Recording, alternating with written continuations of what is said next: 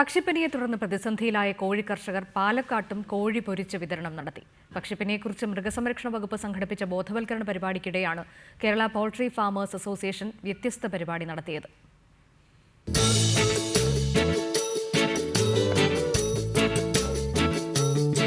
പക്ഷിപ്പനി ഭീതിയകറ്റാം എന്ന വിഷയത്തെക്കുറിച്ച് മൃഗസംരക്ഷണ വകുപ്പിന്റെ ബോധവൽക്കരണ പരിപാടി ഒരു വശത്ത് ഗംഭീരമായി നടക്കുന്നതിനിടെ ഹാളിനകത്തേക്ക് നല്ല പൊരിച്ച കോഴിയുടെ മണം അടിച്ചു കയറി.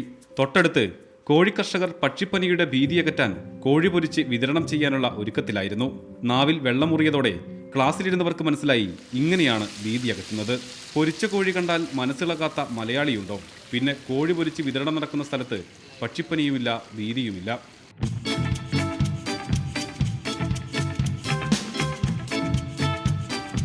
പക്ഷിപ്പനിയെ തുടർന്ന് കടുത്ത പ്രതിസന്ധിയിലായ കർഷകരാണ് തങ്ങളുടെ പ്രശ്നങ്ങൾ ജനങ്ങളെ ബോധിപ്പിക്കാനും കോഴിയിറച്ചിക്ക് പ്രശ്നമില്ലെന്ന് പ്രചരിപ്പിക്കാനുമായി പാലക്കാടും കോഴി പൊരിച്ച് വിതരണം നടത്തിയത്.